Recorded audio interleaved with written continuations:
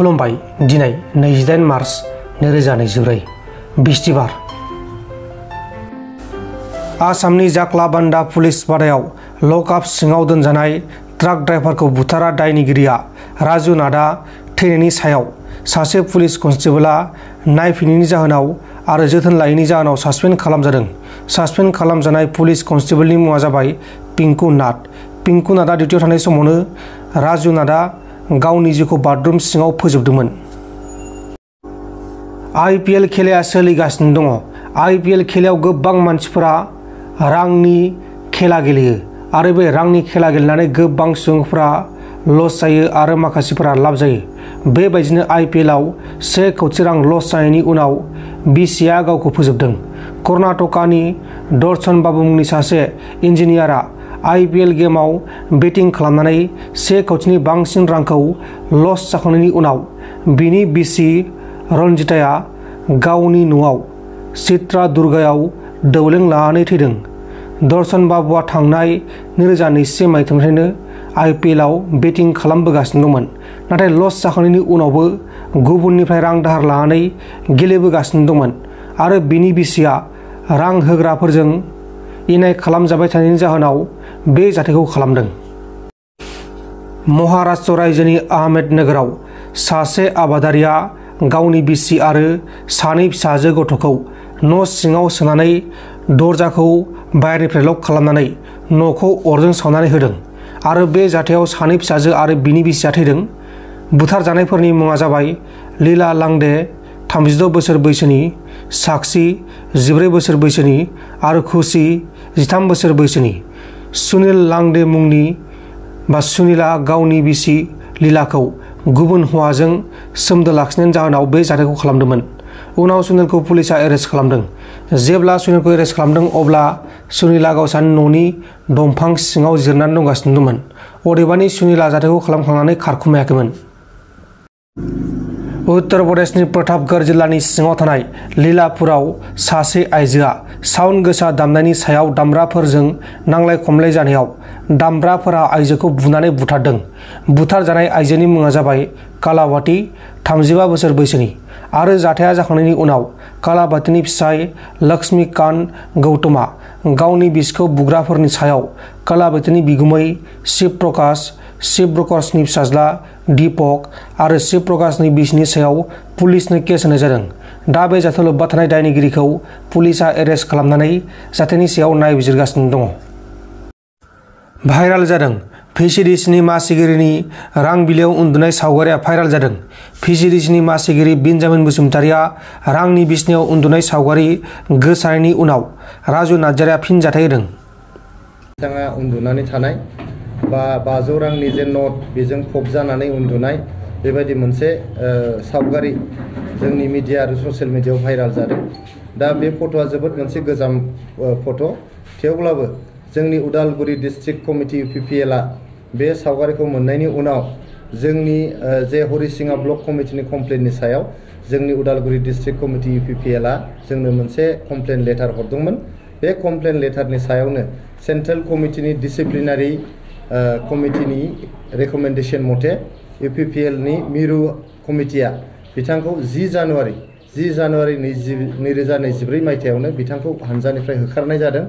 हानजानिफ्राय बिथांखौ रिलिज खालामनाय जादों। लोगोसेयै जोंनि BTR सरकारखौहाय जों खावलायदोंमोन, जिहेतु बियो मोनसे पाब्लिक फिगारनि सासे पाब्लिकनि हाबा मावग्रा मानसिनि बियो कन्डाक्ट जानो हाया। रांखौ बबेनिफ्राय मोनदों बे इम्पर्टेन्ट नङा, किन्तु बिथाङा बेबायदि मोनसे सावगारि लानानै जे दिनै समाजनि गेजेराव गावनि जे इमेज बे इमेजखौ नस्थ' खालामनानै लाबाय, गावनि सायाव जे रायजोनि फोथायनाय दं बेखौ खोमानानै लाबाय। बेनि थाखायनो जोङो बेखौ 10 जानुवारियावनो जोंनि IPLनि प्राइमारि मेम्बारशिपनिफ्राय बिथांखौ होखारनाय जादों। लाइजामा नैबेनो, नोंथांमोना नायनो हागोन, नोंथांमोननो बयनोबो हरनायबो जागोन। आरो लोगोसे जोंनि लाइजामनि सायाव सोनारनानैनो BTR सरकारा बिथांखौ 10 फेब्रुवारि 2024 मायथाइ, दिनै मार्च दाननि बेसेबां जाखो 27 मार्च दिनैनिफ्राय दान मोनसेनि सिगां 10 फेब्रुवारियावनो बिथांखौ भैरगुरि VCDC चेयारमेन पस्टनिफ्राय बिथांखौ होखारनाय जादों। बिथांनि जायगायाव बेनि भाइस चेयारमेन हेमन्त राभा होननाय बिथांखौहाय बिबान होनाय जादों आरो बिथां बेन्जामिन बसुमतारिया जोंनि IPPL हान्जाजों आरो भैरबकुंड BCDCजों जेबो लोब्बा गैलिया, बिथाङा सोमोन्दो गैलिया। जायफोर सुबुंफ्रा दिनै नैबे सावगारिखौ लानानै जोंनि IPPLनि जे मान सन्मान, जोंनि IPPLनि इमेजखौ गाज्रि खालामनो नाजादों, बे गाज्रि खालामनो नाजानाया बिथांमोना फेलें जागोन। मानो होनबा बेन्जामिन बसुमतारीनि सायाव जों गोख्रों एक्सन लादों। जाख्ल'नायनि सायाव बा बेबायदि समाजनि बेरेखा हाबा मावनायनि सायाव जोङो जिर' टलारेन्स, IPPLआ खुनु पद्दाय बेखौ जोङो टलारेट खालामा, सह्य खालामा। बेनि थाखायनो जों बिथांखौ इमिडियेटलि बे सावगारिखौ मोनग्रोमनानै जों बिथांखौ होखारदों 10 जानुवारियावनो, आरो बिथांखौ BCDC चेयारमेननिफ्रायबो जोङो होखारदों। होखारनायनि उनाव दिनै बेन्जामिन बसुमतारीया गावनि बेक्तिगत जिबनाव जि खालामा बिथाङा गाव बुजिगोन बेखौ, आरो रायजो राजाफ्रा बिथांनि सायाव मा एक्सन लायो लाया बेखौ रायजो राजाफ्रा बुजिगोन। नाथाय आं खावलायनो लुबैदों जोंनि खौरां बिजोंनि लोगोफोरखौ, लोगोसे जोंनि राजखान्थि हान्जाफोरनि लोगोफोरखौ, जिहेतु दिनै बिथाङा बेन्जामिन बसुमतारीया जोंनि IPPLनि कर्मीबो नंला, बिथाङा सोद्रोमाबो नंला, दैदेनगिरिबो नंला। गतिके बिथांनि सावगारिजों जोंनि हान्जानि इमेजखौ नस्थ' खालामनो नागारनाया बेयो जोबोद दुखु गोनां, जोबोद लाजिनांथाव। आरो बिथांमोना जे जोंनि इमेजखौ नस्थ' खालामनायनि जे नाजानाय, बे नाजानायाव बिथांमोना साक्सेस जानाय नङा, बिथांमोना फेलियर जागोन। नोंथांमोना नुगोन जोंनि बिटिआर ओनसोलावहाय मोननै लकसभा समस्ति दं, दरां उदालगुरि लोगोसे क'क्राझार। बे मोननैबो बिजाबाव, लकसभा बिजाबाव जोङो गोबां भटनि मार्जिनाव मोननैबो जे जोंना समस्ति दङ बेयावहाय फ्राय 3 लाखनि बारा, 3 लाखनि डिफारेन्सआव जोङो देरहानो थांगासिनो दङ। होमबा बिथांमोना बुजिगोन जे बिथांमोना नाजादों दिनैहाय जोंनि हान्जानि इमेजखौ नस्थ' खालामनो, जोंनि दैदेनगिरिफोरनि इमेजखौ नस्थ' खालामनो। नाथाय दिनै रायजो राजाफ्रा जोंनि IPPL हान्जाजों दङ, जोंनि बिटिआर सरकारजों दङ। जोंनि प्रमद बर' सारखौ बयबो फोथायो, जोंनि गबिन्द बसुमतारी सारखौ बयबो फोथायो, जोंनि IPPLनि दैदेनगिरि UG ब्रह्म बिथां, रोंगोरा नार्जारी बिथांमोननि सायाव गोग्गोम फोथायनाय दं। बेनि थाखायनो दिनै रायजो राजाफ्रा बयबो ज' हान्जा IPPL हान्जाजोंनो दंफाजोबो। गतिके नैबे मोनसे सावगारिखौ लानानै दिनै जोंनि हान्जाखौ जे बदनाम खालामनायनि सेस्था, बे सेस्थाया फेलें जागोन। आरो आं खावलायनो लुबैदों खौरां बिजोंनि लोगोफोरखौ, नोंथांमोना जाहाथे बे सावगारिखौ लानानै जोंनि हान्जाजों लिंक खालामा, बेखौनो आं खावलायदों। आरो जायफोर जोंनि खौरां बिजोंनि सुबुंफोर बा जोंनि अपोजिसन हान्जानि सोद्रोमाफोर, दैदेनगिरिफोर, बिथांमोना बे सावगारिखौ लानानै जोंनि हान्जाजों लोब्बा खालामबाय थायोबा बेफोरनि सायाव मा बेबस्था लाजायो जोङो बेखौ हान्जानि सिङाव सावरायनो गोनां जागोन।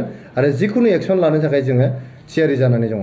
समाजारि बिजोङाव जिहेतु बे भाइरेला जागासिनो दङ, माखासे समाजारि बिजोङाव दिनै नैबे भिडिअ भाइरेला ओंखारगासिनो दं, दिनैसिम ओंखारगासिनो दं। नाथायबा बेयावहाय नोंथांमोना सानो नामा सोरबा पलिटिकेल राजखान्थि हान्जानि खैसार दङ नामा?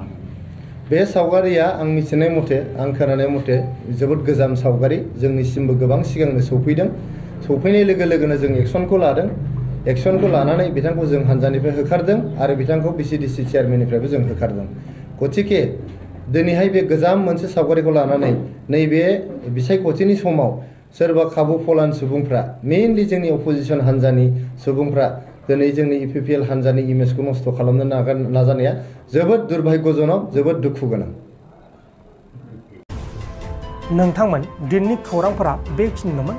बेखिनिसिम नायनायनि थाखाय नोंथांमोननिसिम रोजा रोजा साबायखर। गोजोन्थों। एसेनोसै। जय बर' हारिनि।